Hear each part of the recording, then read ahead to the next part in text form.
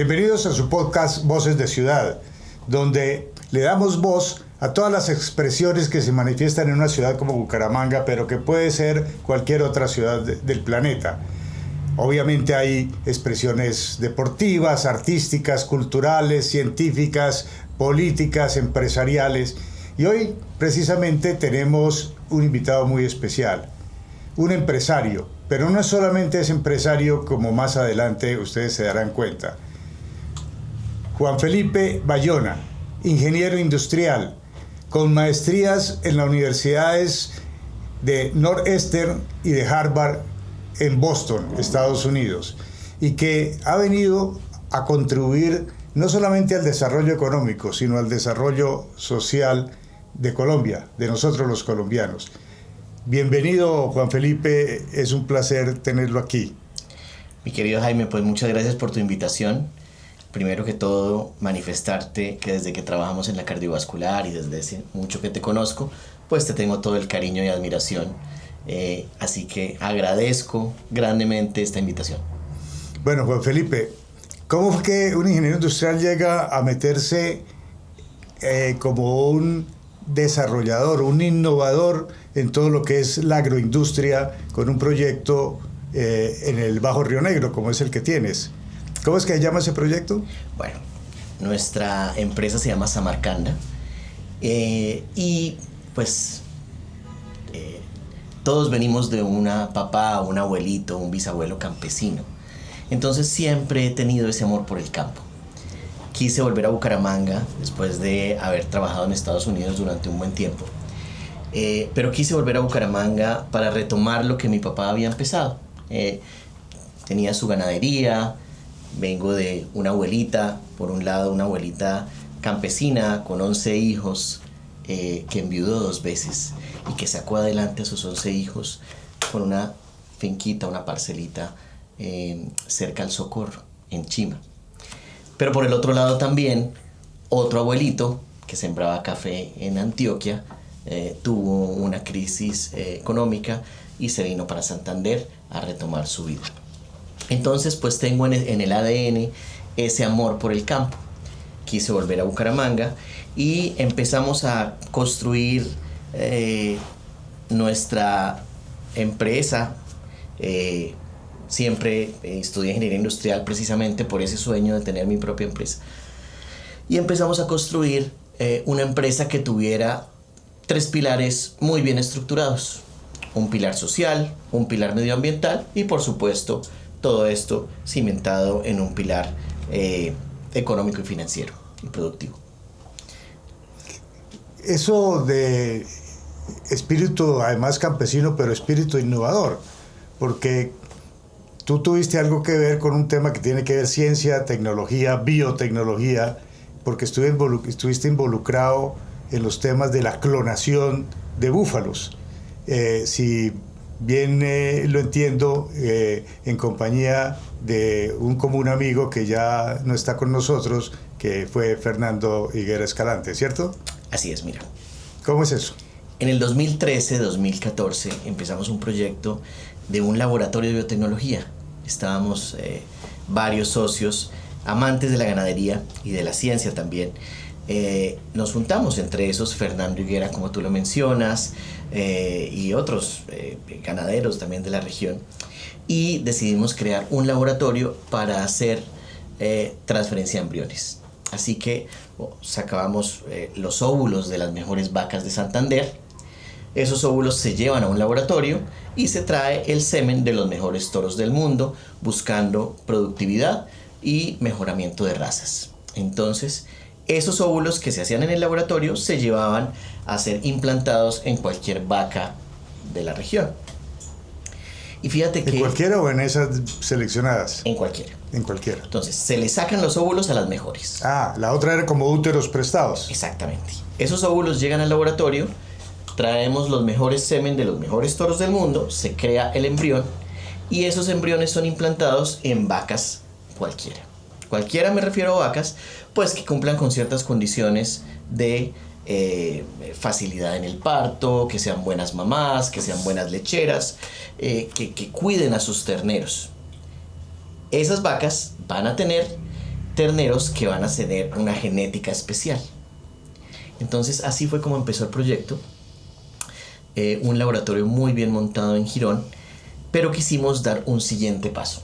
Entonces nos trajimos a un científico chileno que estaba trabajando en Canadá para hacer clonación. Queríamos hacer algo diferente en Colombia. Así que hicimos la primera clonación en Colombia de un animal. En el 2014, diciembre del 2014, nació la primera búfala clonada en Colombia. Claro, la clonación viene desde hace muchos años, desde la oveja Dolly en los 90s. Sí, en los 90s. Fíjate, en los 90s ni siquiera teníamos celulares. Entonces teníamos que traer esta tecnología a Colombia. Clonamos una búfala que era la mejor búfala del momento en cuanto a producción lechera, pero de ahí empezamos a clonar también vacas. Clonamos unas vacas, clonamos unos caballos, y fue una experiencia muy interesante, sobre todo para replicar genética que es altamente productiva, y eso es algo que necesitamos en el campo, mejorar mucho la productividad. Tenemos un campo muy improductivo, pero sumamente improductivo. Entonces queríamos, impactar de cierta forma eso, la productividad. Tener animales y replicar animales que son altamente productivos para que empezaran a ser más asequibles para gran parte de la comunidad. Entonces, incluso me llegaron ofertas o peticiones, para clonar hasta perros. Caballos, búfalos, vacas, perros al fin no lo hicimos. Pero me di cuenta pues que era un proyecto un poquito difícil porque son pocos los animales que se deben clonar. Si un toro no tiene un hijo que es mejor que él, entonces lo que estamos es estancando la genética. Tenemos que avanzar en la genética, asegurando que... Se degenera. No se degenera, pero se mantiene. Necesitamos toros que sus hijos sean mejores, y eso es lo que hay que empezar a replicar. Entonces por eso pues dejamos ahí un poco el tema de la biotecnología. Yo me salí y empecé ya a trabajar más hacia la palma. Entonces empezamos a desarrollar el cultivo de palma. 2013 más o menos, 2014 empezamos a cultivar palma, y encontré en la palma una forma de volver mucho más eficiente la tierra, porque es como si uno le pusiera un segundo piso a la finca. Entonces lo que empezamos a hacer es palma con ganadería, terneraje pequeño debajo de la palma, y así aprovechamos mucho mejor la tierra. Hay muchos proyectos así combinados, híbridos pudiéramos llamarlos. Fíjate que siempre había existido ese paradigma en los ingenieros agrónomos de que no se podía tener ganado debajo de la palma porque dañaba las raíces. Entonces lo que hicimos fue empezar a encontrar consensos con los ingenieros agrónomos, pero además entró el concepto de la ganadería regenerativa, y empezamos a medir que el terneraje pequeño dentro de la palma lo que hace es regenerar el suelo, porque ya no necesitas, estás usando el estiércol del animal como un abono para la palma, pero no estás dañando las raíces de la palma porque no tienes animales pesados pisando. No estás compactando el suelo. Cuando un suelo está muy compactado, entonces las raíces de la palma no toman bien su alimento, pero además estás teniendo una ganadería debajo de árboles, ¿sabes? Como una ganadería silvopastoril, que además está captando pues todo ese gas que emite el ganado. Entonces todo es captado por la palma. Entonces vamos a decir, este es un proyecto que es también innovación, por es supuesto. También totalmente innovación, y además cuida muy bien el medio ambiente. En estos días veía en la televisión un documental corto que mostraba un proyecto que hicieron los chinos hace poco, en que llevaron millones de animales, creo que era una especie como de cabras, al desierto. Y eso transformó todo el ecosistema de ese desierto y lo volvió cultivable. Un poco va como en la línea de lo que ustedes hicieron antes, de lo que tú has hecho en tu tierra. O sea, es una combinación de un proyecto agrícola como es la palma, con un proyecto pecuario como es el ganado, pero con un terneraje y no con el animal ya desarrollado, ¿no? Para poder hacer un equilibrio de eso. Mira, es totalmente cierto eso que estás diciendo. Y fíjate que encontramos que el terneraje empieza a ganar más kilos por mes que un animal en ganadería extensiva. ¿Por qué? Porque tienes animales que están comiendo bajo sombra, tienen sus sitios donde beber, pero están completamente relajados, están tranquilos. En nuestro corral tenemos un aviso, tenemos el dicho de que las vacas son tratadas como damas. Entonces le ponemos especial atención al bienestar animal. Y es así como hemos ganado más productividad, cuidamos el suelo, pero también tenemos una actividad económica. Claro, y esa carne debe ser de mejor calidad porque tiene menos cortisol a través de la existencia. Totalmente, eso es cierto, eso es cierto. Bueno, pero Felipe, tú tienes como una condición de una mente holística, ¿no? Absoluta, porque también incursionaste conectado a todo esto con un proyecto de paneles solares. ¿Cómo es eso? Mira, teníamos una tierra que era muy difícil, o imposible más bien, de llevarla a producir pastos para ganadería. Es un terreno que era incluso una mina de peldar de arena. Uh-huh. Entonces, sembrar ahí pastos o sembrar ahí palma era algo imposible. Simplemente no se iba a lograr. Y después de darle muchas vueltas al tema, encontramos que pasa la red de alta tensión por ese predio.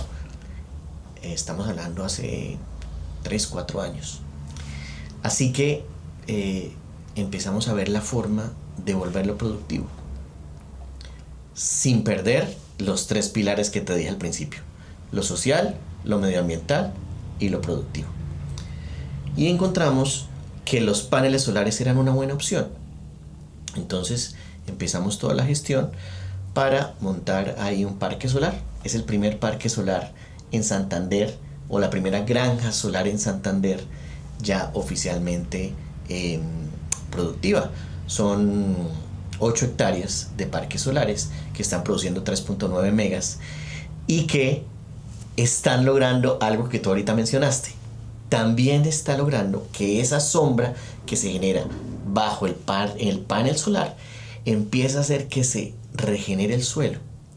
Y ahora está saliendo, ya estamos teniendo un problemita, que es mucho pasto dentro empieza. ¿Cómo se corta el pasto entonces? Exactamente, ahora viene ese problema. Entonces ahora lo que intentaremos hacer va a ser meter ovejas debajo de esos paneles solares para que empiecen a comerse el pastico y mantener bien los paneles solares. O sea, tu proyecto es prácticamente como lo que algún invitado aquí que estuvo varias veces aquí en la Cámara de Comercio, Gunther Pauli, hablaba de la economía circular. Correcto. ¿Gunther Pauli influyó en ti, en tus ideas? Pero por supuesto, grandemente. Incluso él estuvo acá, traído por la Cámara de Comercio, en un evento, se me olvidó ahorita el nombre, pero claro que sí, influyó muchísimo, pero también mi padre con su tema de querer innovar siempre, y por supuesto el doctor Castillo. Trabajamos en la cardiovascular y siempre nos manifestaba estar innovando. Entonces yo creo que tuve referentes muy interesantes, incluso Francisco Serrano, el Pacho Serrano. Uh-huh. Yo empecé ya mi vida profesional a los 16 años, quizás empecé a trabajar con Distraves y lo tuve como referente. Entonces, pues ese era mi sueño. Y ahora fíjate que cuidando el suelo, cuidando lo social y cuidando el medio ambiente, ahora también estamos creando una zona de reserva forestal. Con la CDMB hemos logrado sembrar yo creo que ya llevamos unos 15,000 árboles sembrados en una reserva forestal. Eso ya son palabras mayores, 15.000 árboles. 15.000 árboles sembrados en absoluta reserva forestal. O sea, estamos hablando de un sitio donde no entra ni ganado, ni mucho menos el hombre. Y en esta reserva forestal estamos liberando animales que son incautados a traficantes de fauna o que los tienen aquí en Bucaramanga, en la región, en Florida Blanca, enjaulados. O animales que llegan por casualidad a casas cerca a los centros urbanos. Hacen la selección de los que sean compatibles con ese ecosistema, con esa... Es correcto. Entonces, animales que tienen su hábitat natural en esa zona, nos los llevamos para allá. Fíjate que hemos liberado perros, zorros, hemos liberado más de 6, 7 tigrillos, hemos liberado una gran cantidad de aves. Fíjate que hace unos 3 meses, 2 meses, liberamos una especie de loro que está en peligro de extinción, una especie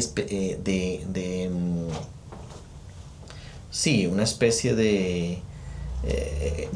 una especie amenazada. Una especie amenazada que incluso es muy rara ya y estaba enjaulada acá en una casa en Bucaramanga. La CDM fue, la incautó y la liberamos allá y ya está en su hábitat natural. Hemos liberado caimán aguja, hemos liberado... que también está en peligro de extinción, exactamente. Hemos liberado más de 500 ya tortugas de tierra, de agua, hemos liberado boas. Y fíjate que eso ha traído pues no solo la satisfacción de ver esos animalitos, claro, ya en libertad, sino también un balance al ecosistema muy lindo. Entonces, como una réplica de otro paraíso. Así es. Pero fíjate que las ratas, por ejemplo, en Las Palmas, son un vector de enfermedad. Las ratas empiezan a morder la palma y por ahí se va filtrando la PC. La PC es una enfermedad que acaba la palma por completo. La podredura de cogollo, ¿no? La podrición de cogollo. Con estas boas ya se ha disminuido la población de ratas. Además teníamos un problema con la talla X, porque la talla X es una culebra muy venenosa que no solo ataca a los animales, sino también de pronto a las personas que están por ahí. Es muy peligrosa. Y la boa y los tigrillos han corrido y han minimizado, disminuido la población de talla X.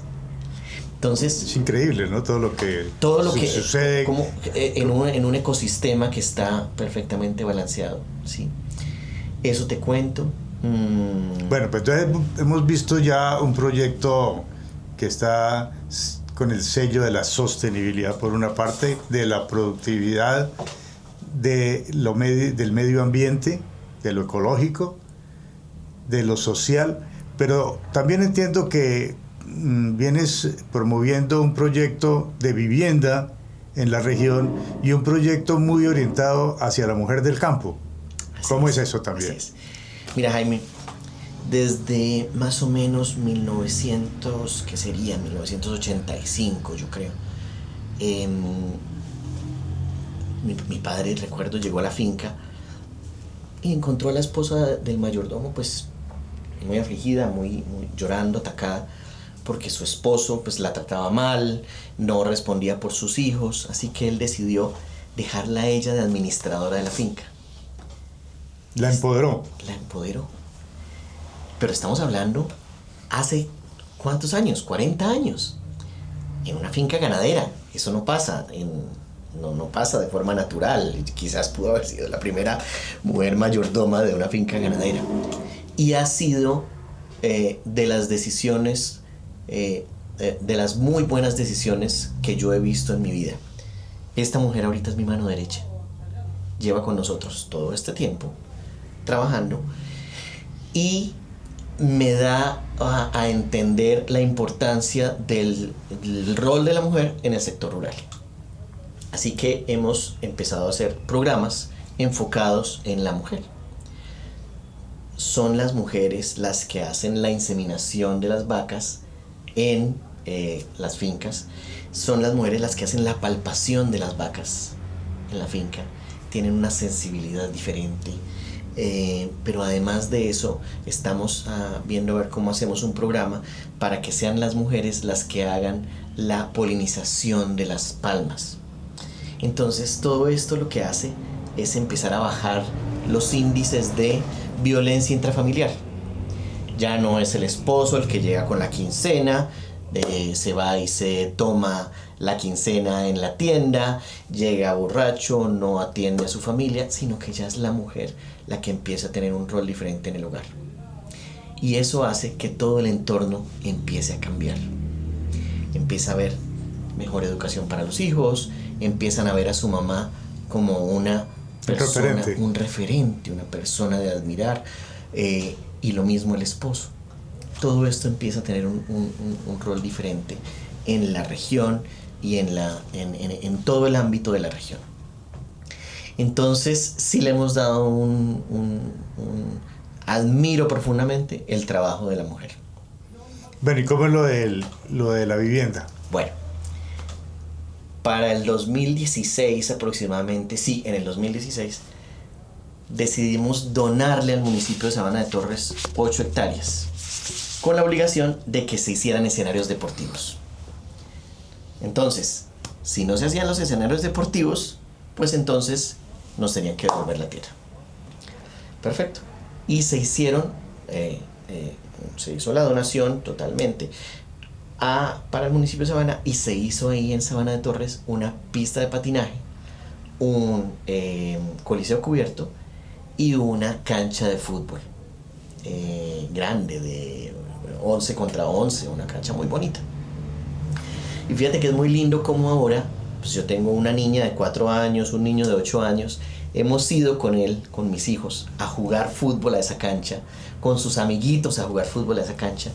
He visto niñas de 4, 5, 6, 8 años empezando a patinar en esa pista de patinaje, y todo esto también empieza a cambiar ese dinamismo de Sabana de Torres como región rural. Empieza a dársele importancia al deporte, y estos niños ya empiezan a ver, digamos, un entorno diferente. Quizás no estar pensando en malos pasos, quizás cogiendo la disciplina del deporte, y empiezan a ver, a tener una mejor vida. Entonces hemos querido impactar la región con estos escenarios deportivos. Posteriormente, lo que haremos en esas o en esa tierra aledaña a estos escenarios deportivos será eventualmente un barrio bien diseñado, muy bonito para esta zona. Queremos, y hago el llamado a las autoridades a ver si se logra poner incluso el colegio de Sabana de Torres ahí en ese sitio. Antes el urbanismo, cuando las ciudades eran pequeñas, los arquitectos y los urbanistas planeaban que hubiera primero el colegio, los centros deportivos, el puesto de salud, el hospital, y luego las casas. Sí.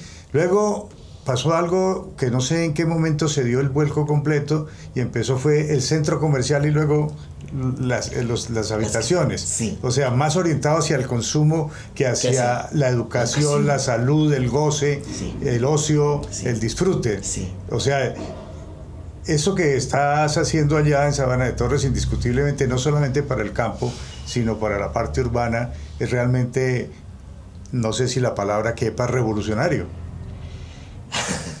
Pues esa palabra es una palabra muy grande. Yo lo que estoy queriendo es exactamente eso, que haya una planificación a largo plazo.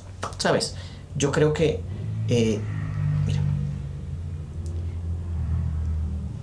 tú en algún momento te oí, ¿por qué nosotros no exportábamos materias primas y no productos elaborados? Productos... Sí, sí. Después de agregarles valor. Después de agregarles valor. Y yo me he quedado pensando en esa pregunta. Y yo creo que es por la falta de planeación a largo plazo. Entonces, lo que yo quiero con este lote es precisamente eso. Primero generar el colegio, los escenarios deportivos. Ya está el parque solar, que es el que le da energía a la mitad de Sabana de Torres. Y ahí sí pensar en un barrio bien diseñado. en algo, en ciudad bien diseñada, con espacio, con buenas vías, con buenos andenes, con sombra, pero algo diseñado desde mucho tiempo atrás. ¿Me hago entender? Sí. Fíjate que, perdona que te interrumpa, pero es que quisiera no dejar pasar que es precisamente un colombiano el que planteó una cosa también revolucionaria en París, que la aplicó la actual alcaldesa, que es la ciudad de 15 minutos, claro, para una gran urbe. Y es donde precisamente es menos vías para los carros y más espacios para más infraestructura, de tal manera que la gente en 15 minutos pueda tener todo, trabajo, todo tipo de servicios.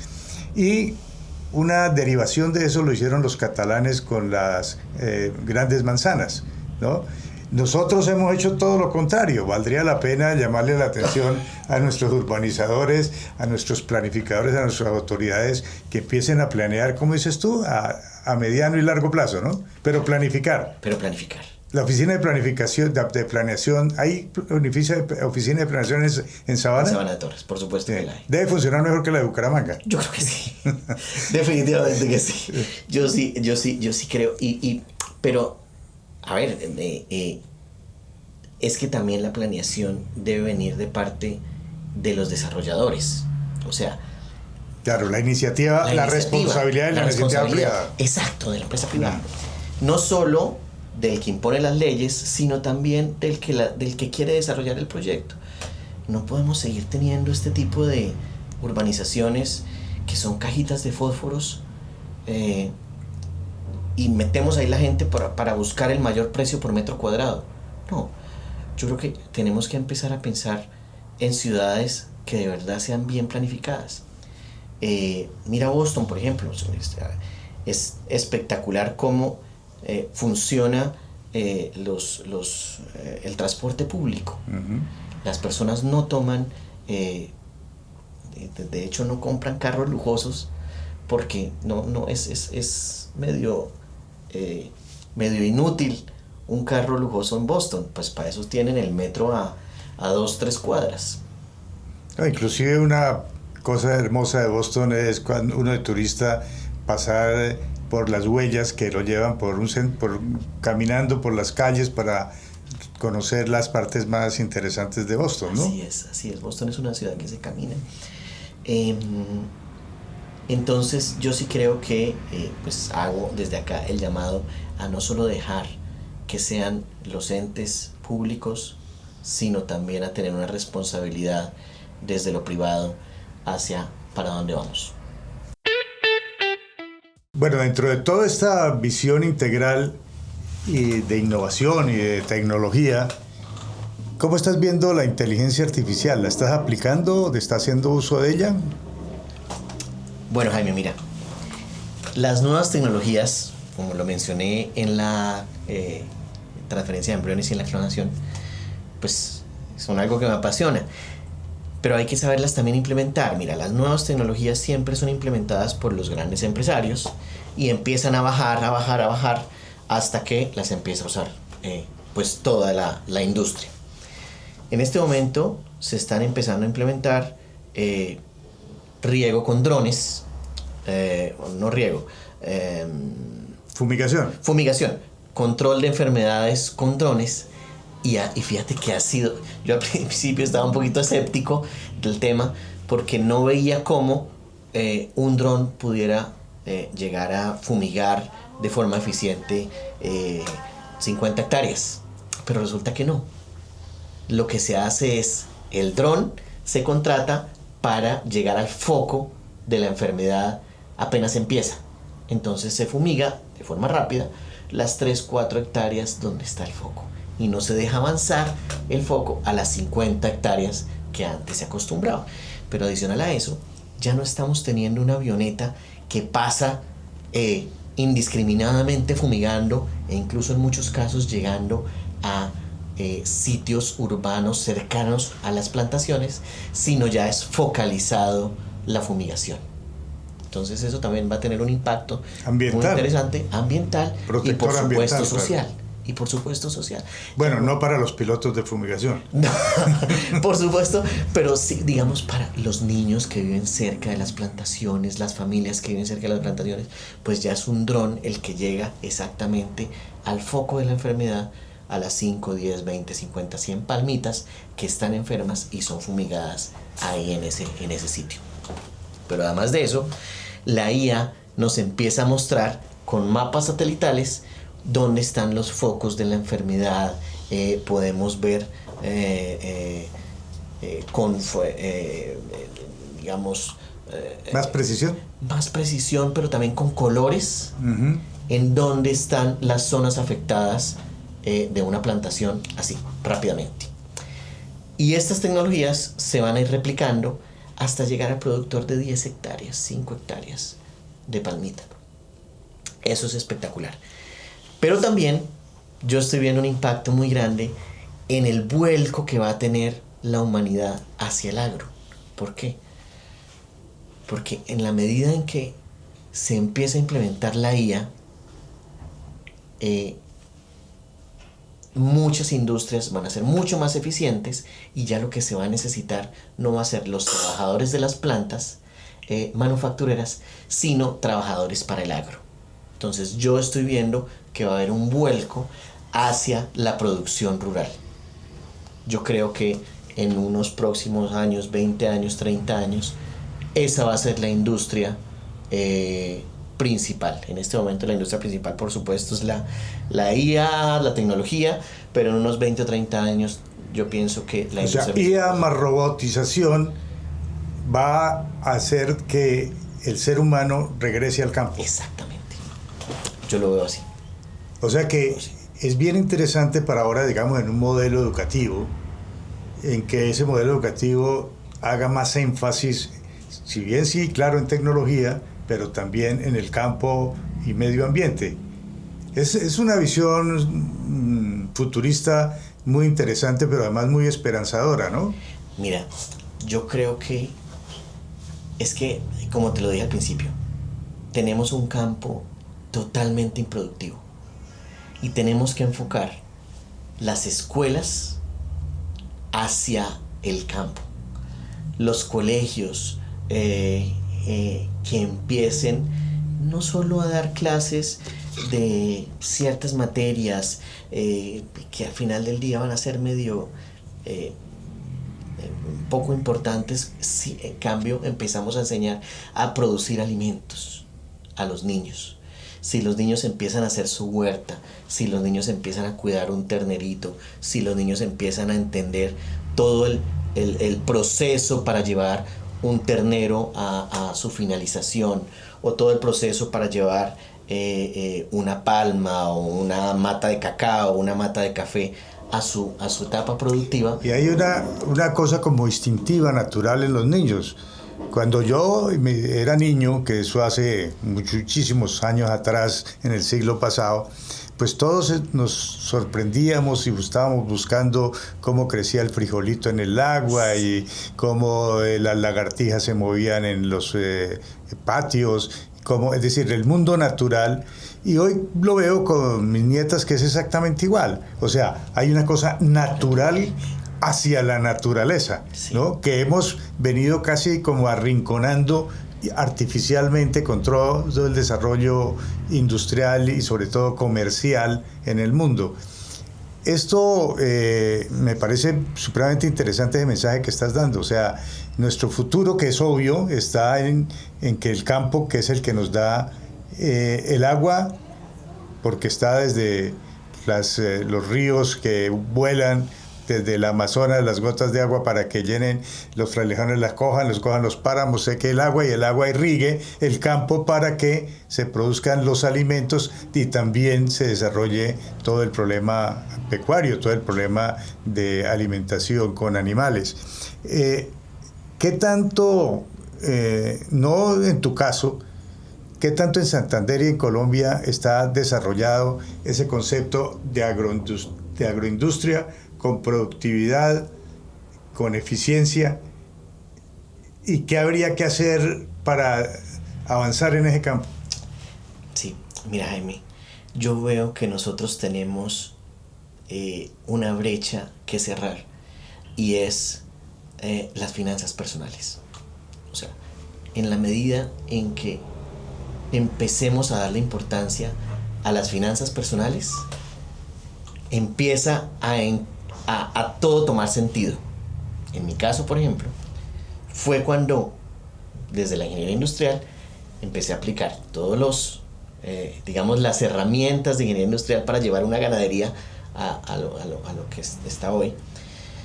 Pero cuando empecé a entender de finanzas personales, empezó todo a ir hacia adelante. Asimismo, si una familia empieza a darle toda la prioridad a las finanzas personales, pero además de eso, a los niños se les va enseñando toda la labor del campo, empiezan a entender que resulta que si invierten en un... Mira lo que me pasó a mí. Te voy a contar esta historia. Cuando tenía 12 años, le pedí a mi papá y a mi mamá un Nintendo. Siempre quise tener un Nintendo.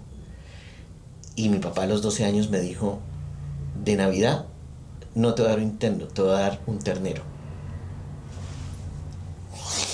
Ahora, imagínate. Entonces le dije, bueno, entonces... Ese no lo podías llevar con tus amigos. No podía jugar con el Nintendo a los 12 años. Entonces le dije, bueno, entonces de cumpleaños, cómprame el Nintendo. No, señor. De cumpleaños, entre todos, tu mamá, tu papá, tu abuelito y tu abuelita, te vamos a regalar otro ternero. No puede ser. Y a los 13 años me aplicaron la misma. Y a los 14 años... Ya eras ganadero. Claro, a los 14 años me dice mi papá, bueno, el primer ternerito ya se puede vender. ¿Qué quieres hacer? ¿Quieres tu Nintendo o quieres 2 terneritos? No, yo quiero 2 terneritos. Entonces ya a los 14 años tenía 3. Y a los 15 años ya tenía otro ternerito más. Entonces fue así como fui entendiendo la relación de lo que es inversión y no de lo que es gasto. Y yo creo que eso hay que enseñárselo a los niños desde muy temprana edad. Tener una buena relación del dinero, entender muy bien lo que es capital, lo que es gasto, lo que es inversión, y así enseñarlos a tener... ¿Recuerdas el nombre de ese ternero? El ternero se llamó Nintendo. Ah, se llamó Nintendo. Por supuesto. Y hoy mirando hacia atrás, ¿qué consideras que te hubiera dado mayor satisfacción? ¿El haber tenido el Nintendo o las experiencias de haber ido a sobarle la cabeza y el lomo a Nintendo? Fíjate que cuando tenía 26, 27 años, ya pues tenía mi trabajo con Holcim, con la cementera Holcim, y decidí comprarme un Super Nintendo. ya era justo. ya era justo. Me compré el PlayStation con la sillita y todo. Uh-huh. Lo usé una vez y lo tuve que dejar ahí. Nunca lo quise usar. No me dio ninguna satisfacción. Entonces, cuando tú me haces esa pregunta, quizás lo que mejor o lo que más satisfacción me dio fue la experiencia de haber estado con mi papá recorriendo la finca, metido en un río, en un cañito, en una quebrada, el caballo desbocado, mi papá gritando detrás, Dios mío, para ese caballo. Esa es la experiencia en el campo. Me dio mucho más satisfacción que estar pegado a un Nintendo. Se dice que la relación padres-hijos, cuando son adolescentes a los 12 años, el papá nunca tiene la razón. Pero después de las 30 siempre tuvo la razón, ¿no? Pero por supuesto. Muy bien. Pero por supuesto. Pero no me respondiste la pregunta, ¿en qué estado está tecnológico, desde la visión, desde la eficiencia, la agroindustria colombiana? ¿Y qué nos falta? ¿Y qué hay que hacer? Mira, lo primero es el catastro multipropósito. O sea, tú entras al IGAC y encuentras que una misma finca tiene encima dos... El IGAC es el Agustín Codazzi. El Agustín Codazzi. Encuentras que encima hay una o dos o hasta 3 cédulas catastrales. O sea, hay un desorden terrible en el campo colombiano desde lo legal. Lo primero que tenemos que hacer es organizar ese catastro, es oficialmente decirle, si esta es su finca, usted la está produciendo, aquí están los títulos de su propiedad, o arreglar ese tema de una vez por todas. O sea, la propiedad y la posesión tenemos que arreglarla. Eso es lo primero. Si el tema legal no se arregla cuanto antes, pues nadie va a querer hacer productiva una finca de la que no tiene propiedad, así tenga posesión. ¿Entiendes? Porque el riesgo legal es muy grande. Y además la comercialización de la tierra se vuelve casi imposible. Imposible, se vuelve totalmente imposible. Sí. Le voy a contar esta anécdota. Hace yo creo que más de 20 años, coincidí con Jaime Liébano, cuando estaban empezando el proyecto de Facenda, que es uno de los proyectos agroindustriales agropecuarios más importantes del país, y yo creo que de América Latina. Por supuesto. Y coincidimos en un avión a Bogotá, de lado a lado, pues, vecinos ahí de silla. Y él me decía que las grandes dificultades que tenían era que en Colombia el 90% de las tierras no tenían titulación. Y que al no tener titulación y no tener una propiedad legal, pues hacía imposible avanzar, y que ellos habían tenido ese inconveniente allá en ese proyecto en los Llanos Orientales. Hoy, ¿cuánto porcentaje está por titular, por legalizar en Colombia de las tierras, no digamos de las tierras en general, de las tierras productivas? ¿O tienes una idea aproximada o no sabemos? Sabemos que es... Ay, me estoy seguro que no se ha hecho mucho. Sino nada. Aparte, después de la conversación que tuviste con Jaime Liébano, estoy seguro que lo que se ha avanzado ha sido casi nada. Tenemos un sistema judicial muy lento, y yo sí creo que se necesita. Y ahora lo que se intentaba hacer de los tribunales estos de justicia, entiendo que la ley se cayó, ¿no? Entiendo que la ley se cayó, pero además, Pocho, el problema es que no sea... ¿Cómo les llama? ¿Tribunales de Justicia Agraria? Algo así, ¿no? Sí, Tribunal de Justicia Agraria, pero es que también está el miedo de que esos tribunales de justicia sean usados por unos pocos para hacer que esa titulación sea a cambio de dinero. Entonces, si usted me titula esta tierra, que no la tengo yo en posesión ni la tengo en propiedad, le doy tanto. ¿Sí me entiendes? O sea, sí, pero se trataría de hacer la ley bien hecha para evitar ese miedo. Eso es lo difícil. El problema es que estamos en un país la jurisdicción agraria, creo que se llama. La jurisdicción agraria. Jurisdicción agraria. Pero sin jurisdicción agraria tampoco avanzamos. Tampoco avanzamos. Eso es lo primero. Organizar muy bien el tema de posesión y propiedad en cada terreno. Listo, eso es primero. O sea, seguridad jurídica. La seguridad jurídica es lo primero que tiene que haber. Segundo, obviamente, seguridad personal. Es muy difícil desarrollar el campo con todos estos temas de seguridad personal. O sea, paz. Paz, sí. Tercero, vías terciarias. Necesitamos que hayan vías terciarias buenas. Tenemos una complejidad muy grande, y es que es un país arrugado. Es un país que tiene 3 cordilleras, un país logísticamente muy difícil de organizar, además un país tan diverso. Ponte tú a hacer un negocio entre un zapatoca con un costeño, pues no es muy difícil que se entiendan.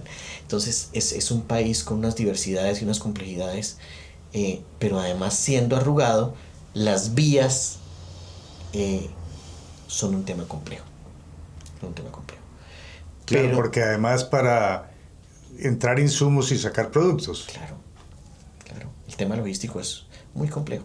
O sea, una red ferroviaria es básica y fundamental, más las vías terciarias. Es que la red ferroviaria es obligatoria, pero para allá. Yo no entiendo cómo nosotros perdimos esa red ferroviaria. Sí, porque la tuvimos, ¿no? La tuvimos. Y un tren hace lo que hacen 30 tractomulas, 100 tractomulas. Esa es la realidad.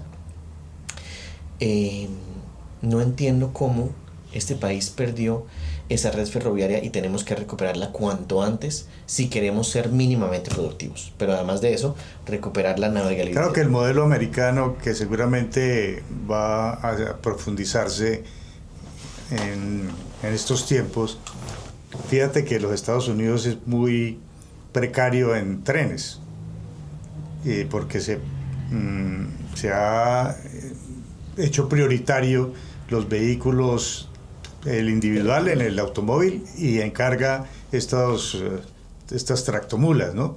Cuando a todas luces no es eficiente. No es eficiente el modelo. Pero es muy importante que vamos enumerando entonces eso que tú tienes como visión. Primero, seguridad jurídica en el campo. Segundo, seguridad personal o paz. Tercero, vías terciarias. Bueno, yo agregué el tema de ya más macro de las conexiones para poder también exportar con las vías férreas. ¿Y ciencia y tecnología aplicada al campo? Bueno, nos faltó ahí las vías fluviales. Bueno, lo que pasa es que ahí sí ya recuperar los ríos, los ríos con tanta sedimentación se vuelve prácticamente inviable. Sí. Por eso es que, ¿cómo se llama lo que maneja el río Magdalena? Sí, se le meten y le meten millones y eso no sirve sino para que enriquezcan unos, sí, pero no aumenta 1 milímetro de navegabilidad. No, es muy complejo, pero también por otro lado, si no se hace, entonces esa sedimentación va subiendo y lo que va generando son inundaciones. Entonces las zonas aledañas a los ríos se hacen imposibles de sembrar. O sea, más como mantenimiento que como vías. Navegabilidad. Sí, sí. O sea, bueno, ¿y ciencia y tecnología? Y ciencia y tecnología es muy clave. O sea, fíjate cómo desde hace muchos, como te mencioné, empezamos con la biotecnología. Pero la ciencia y la tecnología hacen que seamos productivos. Y como te mencioné también, tenemos un campo sumamente improductivo. Entonces, tenemos que empezar con las universidades, universidad, empresa, estado, a meter mucha ciencia y tecnología en el campo. Y lo estamos haciendo. En el caso de La Palma, tenemos a Cenipalma acá con un laboratorio espectacular, pero espectacular. En Sabana de Torres, se me olvidó el nombre exacto del punto donde está el laboratorio, sí, pero espectacular. Ahí se están haciendo investigaciones muy interesantes sobre Palma. Pero asimismo tenemos que tener una mejor, digamos, comunicación o mejor alineación universidad, empresa, estado para desarrollar de mejor forma el campo. Quizás con los clústeres de la Cámara de Comercio, quizás con programas de minagricultura, quizás con créditos blandos para atraer tractores, sistemas de riego. Pero fíjate que esa no es tan fácil. ¿Cómo te parece que tengo la experiencia de mi suegro que quiso traer un sistema de riego espectacular para estilo Brasil, estilo Estados Unidos, riego por pivotes para Gamarra, resulta que lo conectó, claro, energía eléctrica para las bombas, y el primer mes 50, 60 millones, tuvo que desconectar inmediatamente y no seguir produciendo maíz. Entonces, lo otro es el costo de la energía. Tenemos que, en Brasil, por ejemplo, para el riego en los campos, en las zonas rurales, el riego de noche es gratis la energía. Tenemos que lograr que se empiece a trabajar hacia allá, hacia tener una energía más económica. Hay un choque de trenes entre el interés de la productividad del campo y los intereses de las productoras, no solamente de energía, sino de las transmisoras de energía, porque ahí se paga todo, ¿no? Generación, pero también transmisión. Distribución, así es. Y distribución, ¿cierto? Así y ahí es. hay un problema estructural en la sociedad colombiana que no se ha podido modificar porque además tiene rango constitucional, que son la CREC, ¿no? Sí, quizás si empezamos a generar más producción de energía. Los paneles solares serían una solución, como lo tienes tú. Los paneles solares serían una solución. Y no la única. No la única, tiene que ser multimodal. Tiene que ser multimodal. Entonces, si empezamos a tener una sobreproducción de energía, sí o sí tiene que bajar el costo de la energía. Pero es un juego allí, ¿no? Fíjate que ahora recientemente cuando estaban rebosando los embalses, pues no se desembalsó para poder mantener el precio alto de la energía, ¿no? Esas son cosas que son muy complejas. Bueno, ya vamos terminando con mucho pesar para mí, esta entrevista, y yo creo que para ustedes también, porque hemos conocido una faceta no solamente de un gran empresario, sino también de una visión de futuro, una visión práctica, una visión social, una visión de sostenibilidad ambiental sobre el manejo del campo. Pero, claro, todavía necesitamos agrónomos y gente preparada, pero los que hoy subsisten en el campo son los viejos campesinos, digamos, con saberes ancestrales, si se quiere, sí. Algunos con aciertos, otros con errores. Sí. ¿Cómo está esa relación hoy en un empresario como tú y ese nuevo campo? ¿Hay posibilidades de sinergias entre ellos dos o ese viejo campesino va a desaparecer? Es que me hace recordar mucho a mi papá con esa frase. Ese viejo campesino no puede desaparecer, ni su experiencia debe desaparecer. Y está desapareciendo.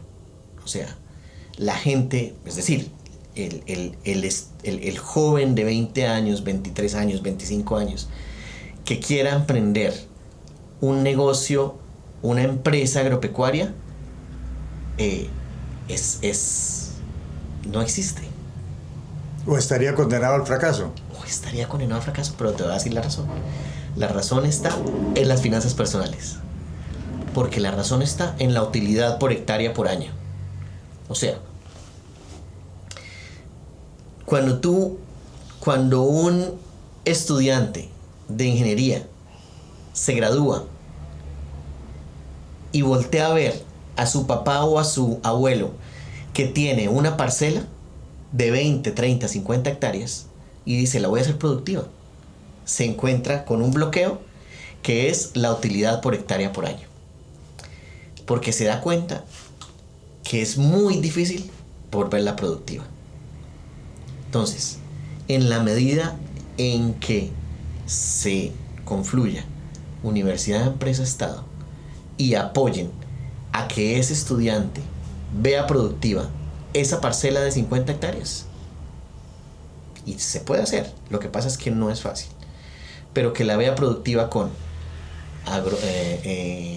cultivos, cacao, café, palma, ganadería, si la empieza a ver interesante de forma productiva, de forma de utilidad por hectárea año, a ese estudiante le va a interesar volver al campo y le va a interesar tener conversaciones con su papá y con su abuelo sobre cómo llevar a ser productiva esas 50 hectáreas. Y se puede. Lo que pasa es que no es fácil. Bueno, y ahí no cabría otro elemento que pudiera darle salida a eso, que es la asociatividad. Sí, exacto. El cooperativismo. El cooperativismo. Mira, con tu invitado pasado, Juanca, hablaste sobre los oligopolios. Uh-huh. Juanca Mantilla, que además lo estimo, lo aprecio mucho. El oligopolio y el monopolio se rompe con asociatividad, con cooperativismo. Pero también cuando se necesita que haya economías de escala para volver productivo algo, un proyecto, se necesita el cooperativismo. Entonces fíjate, Colanta, Genaro Pérez, logró hacer de Colanta una super empresa con cooperativismo. Y es ahí donde tenemos que trabajar. Yo creo que eso es clave para el desarrollo del campo. Que se junten 10, 20, 50 campesinos y se enfoquen con una misma dirección hacia cacao, hacia café, hacia palma. Ahí empiezan a haber economías de escala. Ahí hay un problema, si se quiere, tal vez ideológico, ¿no? Cuando nos están bombardeando con la idea de que es el individuo el responsable de su futuro que no depende de nadie más y que lo pudiéramos resumir en lo que llaman la meritocracia. Y por otro lado, estamos en una sociedad de consumo, no de las finanzas personales, ¿sí? Que tú muy bien lo has explicado y que me parece demasiado valioso ese mensaje que le has dado a la audiencia. Cómo la inversión debe no solamente privilegiar sobre el gasto, sino que antecede al gasto. No puedes ir a gastar cuando no tienes inversión previa con cierta libertad económica.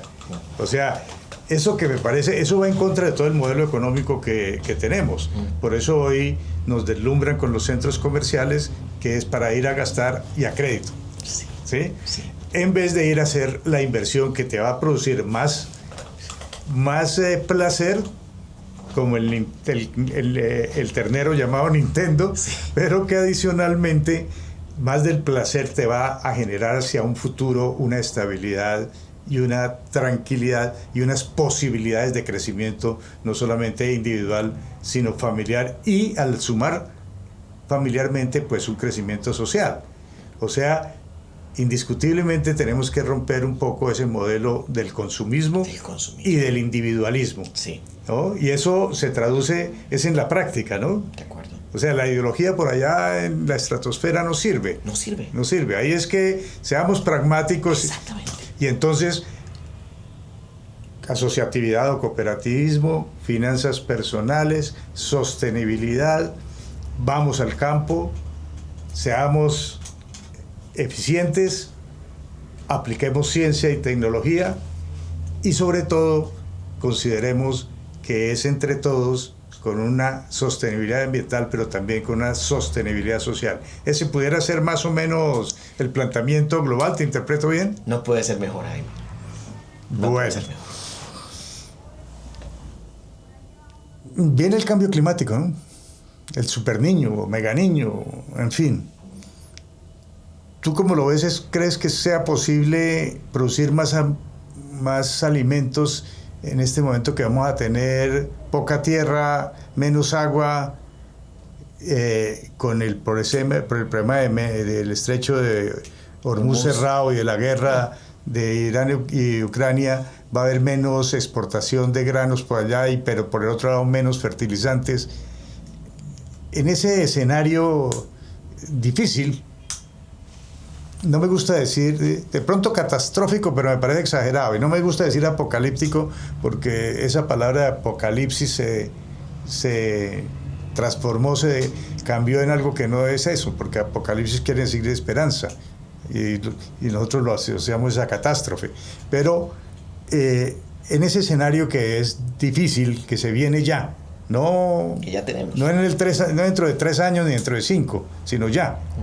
Menos agua, menos abonos, menos fertilizantes, vamos a producir más alimentos. ¿Cómo ves que debemos afrontar esta realidad que es de supervivencia? Es que tuvimos que haber estado preparados desde hace 6 meses para esto.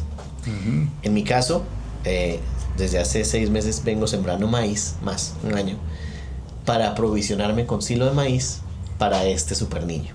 O sea, desde hace más... ¿Por qué maíz? Porque el maíz es como alimento al ganado en los casos de sequía graves. Entonces, las vacas no las puedo tener sin buen alimento porque si no, no se preñan. Las tengo que además darle buen alimento para que den buena leche. Las vacas son la clave de todo. Las hembras paridoras. Las tengo que tener con muy buen alimento. Para eso tengo 150 toneladas de maíz, 200 toneladas de maíz listas para este superniño. O sea, nos tuvimos que haber preparado desde hace 6 meses para esto. Yo sí creo que va a haber una época de sequía grave. Vamos a tener problemas con los abonos. Los venimos teniendo, el problema de los abonos. No están escasos los abonos. Dios quiera que deberíamos haber tenido, por supuesto, hace rato acá a Ferticol funcionando. Aquí en Barranca teníamos una super planta productora de fertilizantes. Y también la acabamos. la acabamos. Y yo no entiendo cómo puede... La corrupción, ¿no? La corrupción, yo creo. Bueno, y este proceso que habían hecho de negociación con esta planta venezolana, con monómeros, que al final el gobierno que termina quería comprarla, pero al final no lograron por bloqueo de Estados Unidos, ¿no? Sí, para serte sincero, no sé la razón. Debimos haber tenido esa planta ya funcionando acá. Monómeros debe estar funcionando, Ferticol debe estar funcionando hace rato, eso nunca se debe haber acabado. Debemos tener sistemas de riego funcionando desde hace mucho tiempo. En Colombia no tenemos sistemas de riego funcionando en Colombia. Van a ser unos 6 meses duros. Quizás el precio del dólar bajito nos ayude a traer insumos a mejor precio. Pero si no hay. Sí. Pero por otro lado, el que exporta con un dólar bajito, las flores, la palma, el cacao, el café, van a pasarla bastante complejo estos próximos 6 meses. Bueno, el presidente de Estados Unidos lo ha dicho reiteradamente y de manera que no se presta para interpretaciones, sino que es taxativo. Ha dicho que el dólar hay que devaluarlo para poder hacer más competitiva las exportaciones de los Estados Unidos. Por supuesto. Y entonces eso, digamos, puede que no vamos a volver a ver un dólar de 4.000, no lo vamos a volver a ver. Entonces hay que prepararnos para esa realidad económica. Hay que prepararnos para esa nueva realidad. Por otro lado, esa nueva realidad lo que hace es valorizar nuestros activos. Entonces, cuando tú pasas una finca a dólares, pues ahora vale mucho más que hace un año. Cuando tú pasas una casa a dólares, ahora vale mucho más que hace 1 o 2 años. Pero también cuando tú pasas el salario mínimo a dólares. Entonces ahora el salario mínimo va a ser mucho más que hace 1 o 2 años en dólares. Claro, en dólares, porque el peso está revaluado. Vale más el peso. Vale mucho más el peso. Que es curiosamente porque es tal vez de las monedas que más se ha valorizado en el mundo, ¿no? Es cierto. En América Latina sin duda, ¿no? Sin duda, porque pues, uno compara con Argentina y allá viene en caída libre el dólar subiendo y nosotros es al contrario, digamos, pero vamos a estar como en una estabilidad alrededor de los... Bueno, nadie sabe, ¿no? Nadie sabe, eso es absolutamente incierto. Bueno, pero además del maíz para las vacas... ¿Cómo me he provisionado? Sí, ¿cómo más? Mira. Bueno, tienes los paneles solares. Bueno, tengo los paneles solares, va a ser algo, va a dar la mano, Y además de eso, vamos a estar tapando los canales dentro de las plantaciones para mantener agua por más tiempo, para mantener humedad en el suelo. ¿Ves? Entonces, ingeniería. Entonces tapamos las salidas de los canales que recogen el agua en época de mucha lluvia, los tapamos para que se acumule más humedad durante más tiempo. Eso es más o menos pero además de eso, mantener materia orgánica encima del suelo. Eso hace que haya más humedad. Estamos cogiendo la tusa de la palma, que es un desecho de la planta extractora, para ubicarla alrededor de la palma. Se hace el plateo y encima del plateo se ubica la tusa.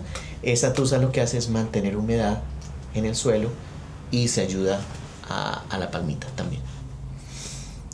Bueno, yo quisiera quedarme aquí porque tengo muchas preguntas, pero voy a hacer una pregunta que es casi personal, con el perdón de la audiencia. ¿Cuál es la real utilidad y uso del aceite de palma? Su uso. Sé que hay una variedad, incluyendo el uso doméstico o de cocina. Y cocina. ¿Sí? Pero a ese le tengo muchas prevenciones. ¿Cuál es el uso real que debe tener, o si realmente sí se puede hacer uso de cocina del aceite de palma? Mira, a ver, el cultivo de palma es el cultivo de aceite más eficiente de lejos en el mundo. O sea, es decir, mientras 1 hectárea de palma tú comparas la productividad de una hectárea de palma a aceite con una hectárea de girasol, de soya, de cualquier otro, la competencia De oliva. de oliva, va a ser mínimo 10-1. Mínimo, o sea, para una hectárea de palma necesitas 10 hectáreas de cualquier otro cultivo mínimo. Para la oliva mucho más. Entonces, es mucho más eficiente la producción de aceite de palma la producción de palma para el aceite que sus competencias. ¿Okay? Segundo, tenemos y promociono las auditorías RSPO.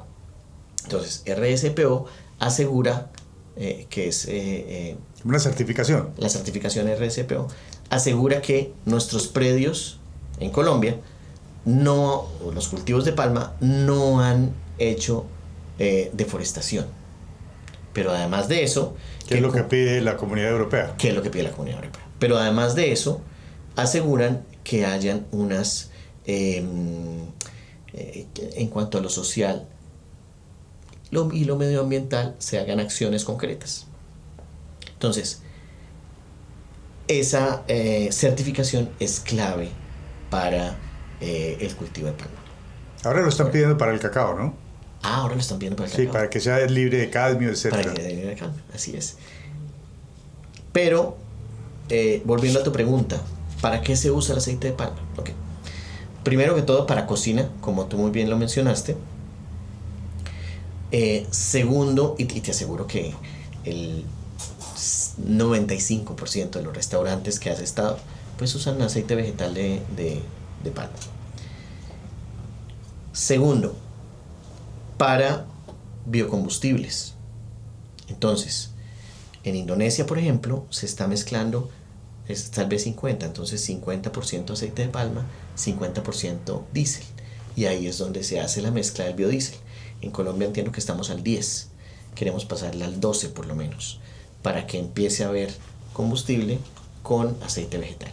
Es una medida ahorita que sería buena para la crisis coyuntural de la guerra con Irán, ¿no? Claro, nos hace mucho más autosostenibles y menos dependientes del petróleo. Tercero. Sí. Disculpa, entiendo que hay dos tipos de aceite, ¿no? Uno que es como más blanquito y uno que es rojito, ¿no? Sí. ¿Por qué? ¿Cuál es la diferencia y por qué el uno...? Sí, es en el proceso de la extracción. Entonces hay procesos de extracción que llevan el aceite a que sea rojito, hay procesos de extracción que sea el aceite. ¿Pero no hay hibridación en el tipo de palmas? Sí, también. Hay tipos de palmas que son híbridas, hay tipos de palmas, por ejemplo, está la Iro, está la Papúa, depende también de la especie de palma, pero realmente eso va más en el proceso de la extracción y purificación del aceite. Volviendo a industrias, al uso.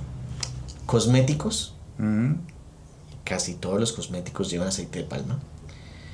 Alimentos, por ejemplo. La Nutella es 80% aceite de palma. O sea, tú te comes una Nutella, un frasco de Nutella que le encanta a los niños. 80% es aceite de palma. Biocombustible. Ahora fíjate que se está empezando a usar el aceite de palma para combustible de avión, para combustible de jet. O sea, como aditivo al querosene. Como aditivo para, es que no recuerdo el nombre ahorita, pero como mezcla para hacer aceite. Sí, como el biodiesel, pero para querosene. Correcto. Querosene es el de los aviones. Espérate para que no se me olvide. Obviamente todo tipo de aceite industrial, o sea, el aceite que usa para maquinaria, que se usa para maquinaria pesada, para las industrias, eso es en gran medida aceite de palma. Te digo, pero es que de la palma salen muchas cosas también. Está el palmiste, por ejemplo. Entonces el palmiste se usa para el consumo animal también. Fíjate que es una industria tan linda porque incluso hicimos algo hace unos 4 años con Gonzalo Díaz de EMA Ingeniería. Creamos una planta de biochar, que es coger los residuos de las plantas extractoras se llevan a un como a un horno que hace combustión en ausencia de oxígeno y bota un carbón vegetal. Ese carbón vegetal se convierte en un abono, vamos a decir, no es un abono, es un mejorador de suelos espectacular que hace que se generen microorganismos. Haz de cuenta, mansiones gigantes en donde caben los microorganismos, y ahí va a haber mejoría de suelos. Entonces, de nuevo economía circular. De nuevo economía circular, exactamente. Bueno, ¿qué más usos tiene el aceite de palma? No, es que son muchos los usos los que tiene el aceite de palma. Yo creo que el aceite de palma es de los productos que sí o sí siempre en la humanidad vamos a necesitar. Bueno, hemos visto que en el campo está el futuro, pero que lo responsable es generar toda una serie desde el gobierno, pero también desde el empresariado, para que haya una sinergia desde la seguridad jurídica, la seguridad o la paz, los incentivos, el crecimiento del desarrollo económico y obviamente esa integralidad como el ingeniero Bayona ha venido manejando su proyecto, donde hay paneles solares, crece hierba, vienen las ovejas, por el otro lado está la palma, pero que al lado de la palma también hay terneros, y con los terneros también se generan unas vacas paridoras que tienen ya un soporte científico y tecnológico para su mejor eficiencia y calidad en las carnes, pero además eso está conectado con un desarrollo, un empoderamiento de la mujer campesina, también del entorno urbano a través del estímulo de un mejor urbanismo en su municipio aledaño que es Sabana de Torres. En fin, este es un ejemplo real de lo que deben hacer los empresarios, de lo que necesita que el Estado provea, y que los jóvenes vean como ejemplo que antes del gasto está la inversión, está la finanza personal, y que mucho de lo que deslumbra en las ciudades no es lograble si no hemos producido el campo, y sobre todo que tenemos el campo dentro de nuestro ADN. Es un mensaje interesante, esperanzador, y te quiero agradecer mucho, Juan Felipe, por habernos acompañado en este podcast con otra expresión, otra voz que se expresa en la ciudad de Bucaramanga, en Santander, en Colombia, pero que es aplicable a cualquier parte del mundo. O sea, poco estamos de lo local a lo global, ¿no? Y si se quiere, de lo global a lo local, porque todo es uno, todo está interconectado. Es correcto. Los espero el próximo episodio, pero antes, si les ha gustado, háganos un favorcito. Suscríbase al canal y ponga la manita like, que eso nos va a ayudar mucho en el algoritmo. Muchas gracias.